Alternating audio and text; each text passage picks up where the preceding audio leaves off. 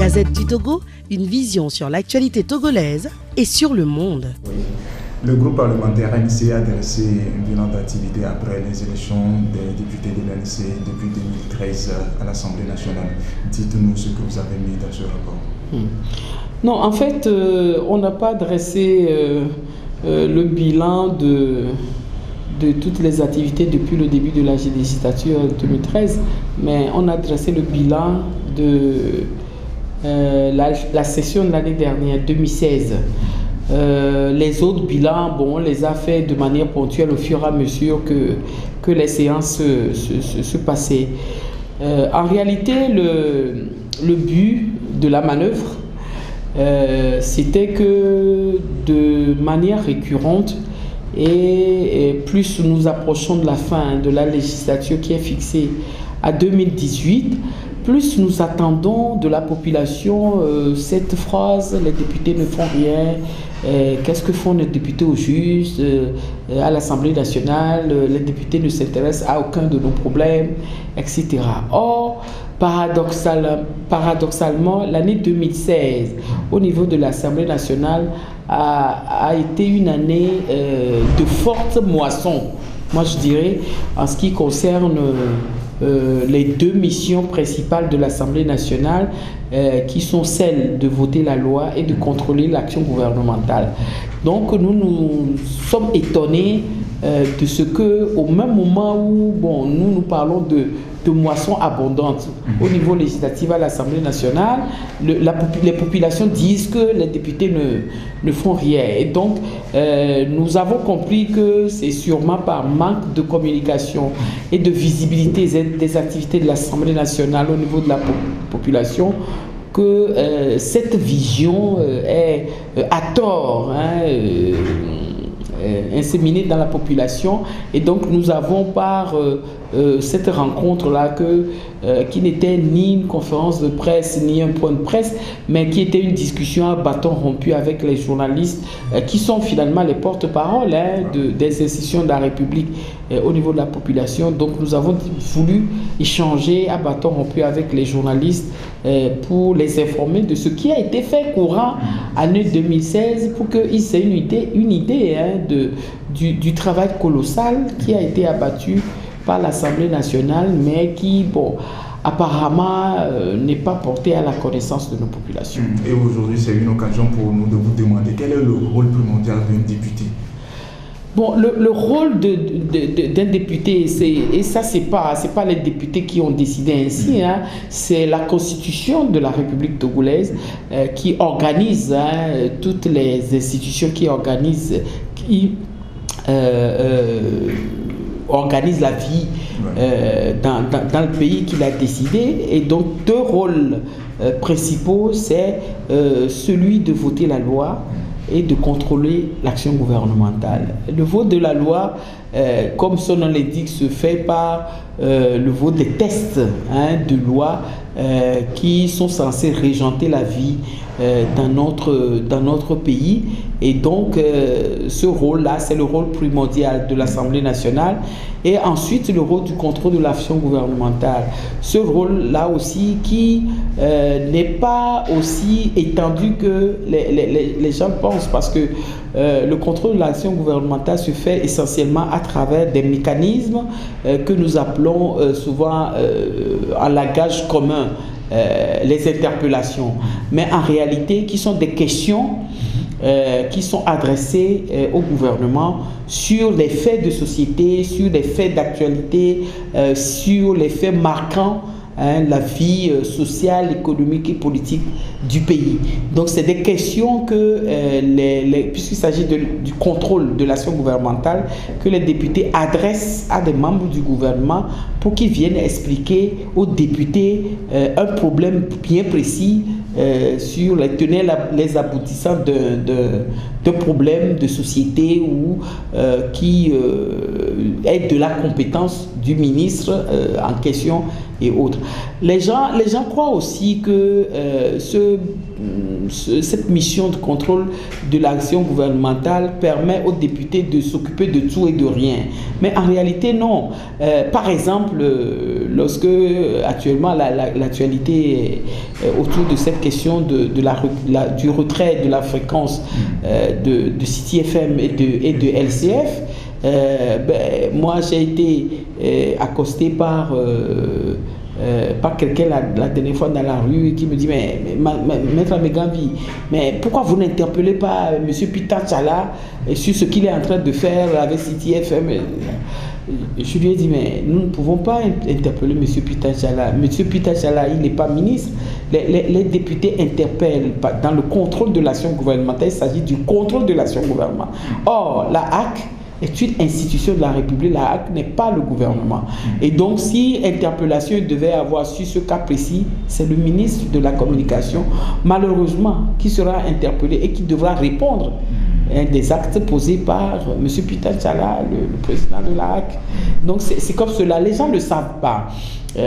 Croient que nous pouvons nous occuper, même on nous donne des compétences judiciaires, alors que nous vivons dans un système de séparation de pouvoir où l'exécutif a ses pouvoirs bien déterminés, ses compétences bien déterminées. Le législatif que nous sommes avons également notre compétence dans les limites constitutionnelles.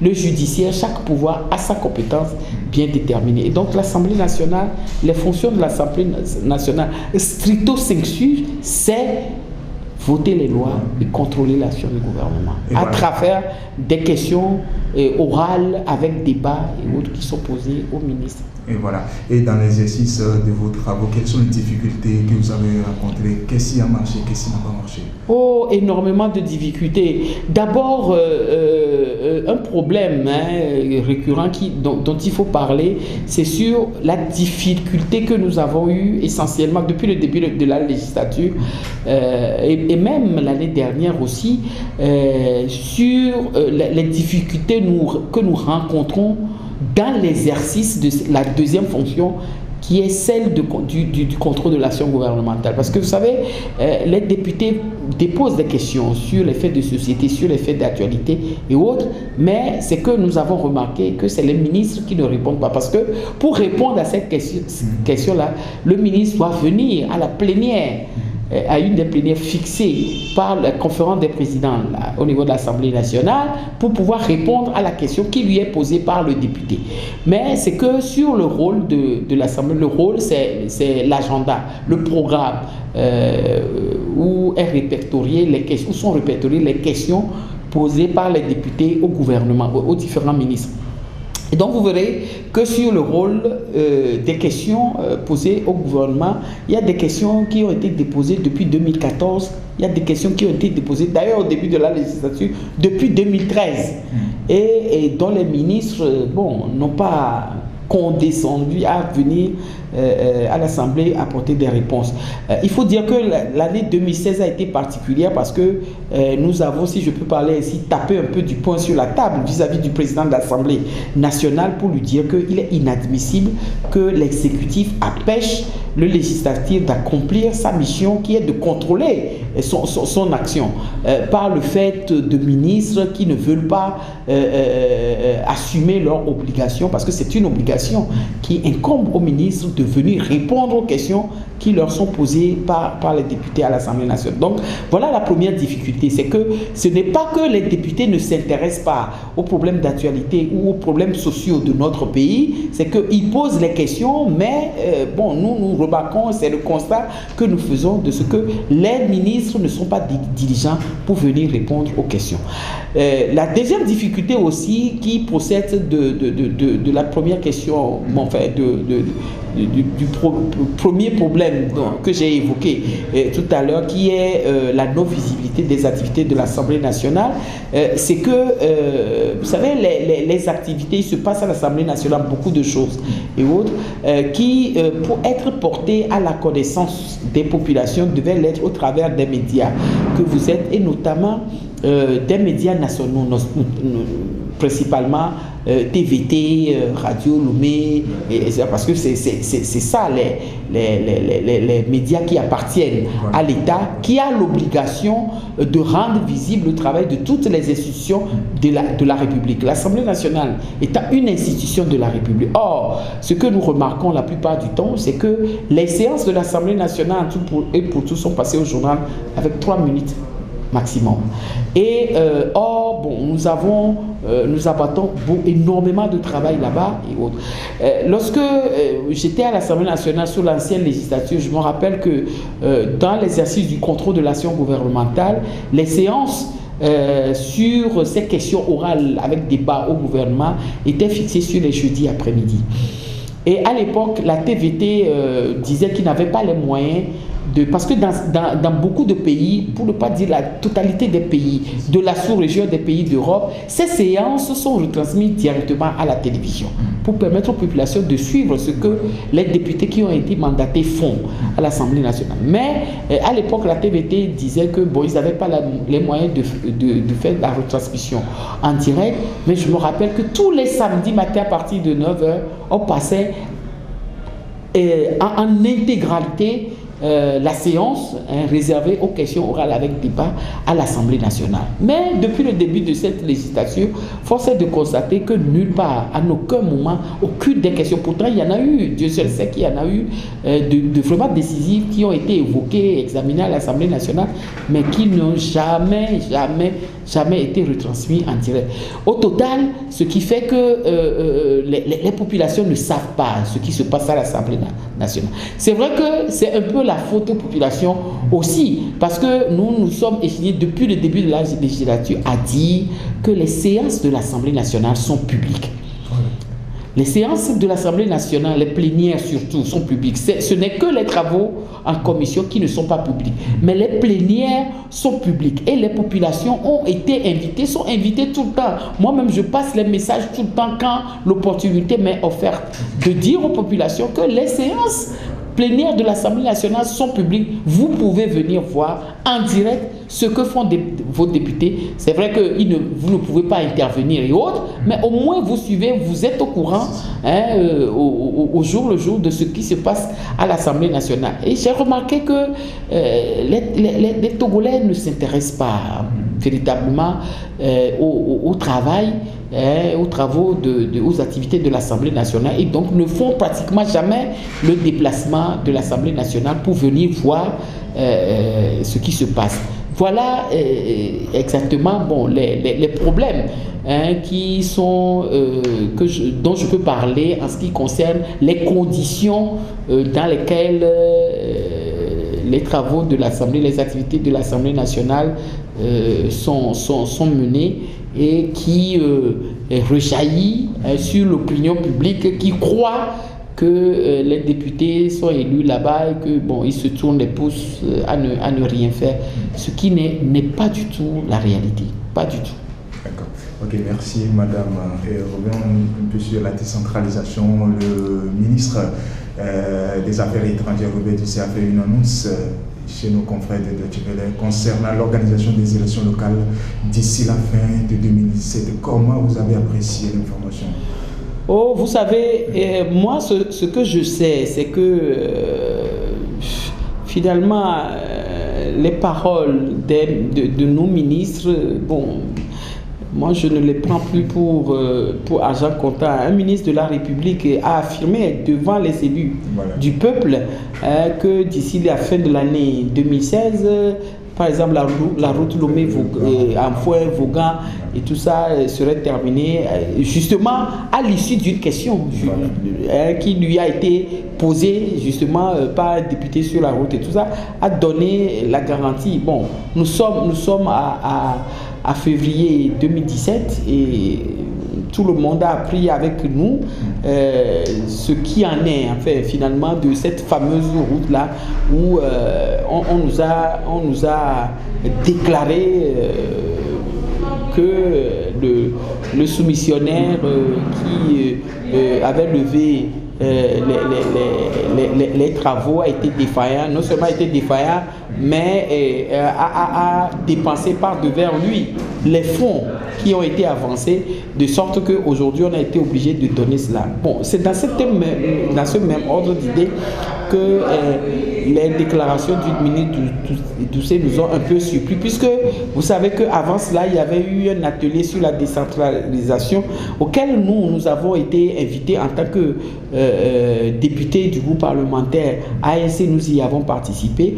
Et au cours de cet atelier-là, lorsque nous avions travaillé dans les commissions, on a écouté la CENI, les institutions, toutes les institutions qui interviennent dans la préparation des élections et autres, et tout ça. Et ensuite, lorsque nous avons débattu du budget SSI 2017 à l'Assemblée nationale, nous avons également parlé de cela et tout ça. Bon, on nous a dit que finalement, bon an, mal an, les élections locales ne pourraient pas avoir lieu avant 18 mois. Bon, alors je ne sais pas par quel miracle est-ce que le ministre des Affaires étrangères, lui, il décide que ça aura lieu avant la fin de cette année, sauf à croire que c'est faire un effet d'annonce et tout ça, parce que ils savent que aujourd'hui nous sommes derrière pour que les locales s'organisent, et nous nous battons pour que les locales aient lieu et autres. C'est peut-être aussi, et dans ce sens, nous sentons que nous sommes suivis par la communauté internationale aussi, qui met la pression sur l'organisation des élections. C'est pour ça que il fait cette annonce. Moi je n'en sais rien, mais toujours est-il que ce sur quoi moi je m'arrête dans cette déclaration-là, parce que nous attendons de voir les travaux préparatoires, préalables à l'organisation et autres. Nous n'avons pas. Beaucoup d'aspects de cette organisation, de cette préparation doivent passer par l'Assemblée nationale sur les tests qu'il faut revoir et tout ça. Mais l'élément sur lequel moi je vais m'arrêter, c'est le fichier électoral, parce qu'il paraît qu'il aurait déclaré également que le fichier électoral de 2015 ne souffre d'aucune contestation, et que je tiens à dire d'abord que le fichier qu'on avait utilisé, le fichier électoral de 2015, contrairement à ce qu'il dit, souffre de beaucoup de contestations, parce que vous vous rappelez, à l'époque c'était l'OIF qui avait été sollicité, et quand l'OIF était venu, l'OIF a fait un rapport, a fait même des recommandations, et c'est parce que l'élection présidentielle à l'époque était vraiment aux portes au moment où l'OIF intervenait, que de manière consensuelle les acteurs politiques avaient dit que par consensus on se contenterait du travail superficiel que l'OIF n'a pas eu le temps de faire en profondeur et tout ça pour l'élection 2015. Ça c'est la première chose. Et donc le fichier électoral de 2015, ce n'est pas un bon fichier, c'est un fichier qui souffre de beaucoup de contestations. La deuxième chose, c'est que constitutionnellement, le gouvernement a l'obligation de remettre le fichier électoral à jour tous les ans. Ça, c'est une obligation constitutionnelle. Et donc, il ne peut pas arguer de ce que ce fichier électoral de 2015-là ne souffre pas de contestation. Donc, cela sous-tend que les élections locales vont être organisées avec un fichier pareil. Ce n'est pas vrai. C'est un fichier qui souffre de toutes les contestations possibles, et ensuite c'est une obligation, pèse sur la tête du gouvernement de revoir le fichier tous les ans. Et là nous ne demandons même pas une revisite du fichier électoral, nous demandons qu'un recensement électoral soit fait, parce que ce fichier là depuis 2015 traîne des problèmes d'années d'élection en élection, et on a fini. Quand on prend le rapport de l'OIF, c'est beaucoup de choses qui ont été dites. Un fichier qui a été fait sur la base de témoignages à plus de 66%, voire 68%.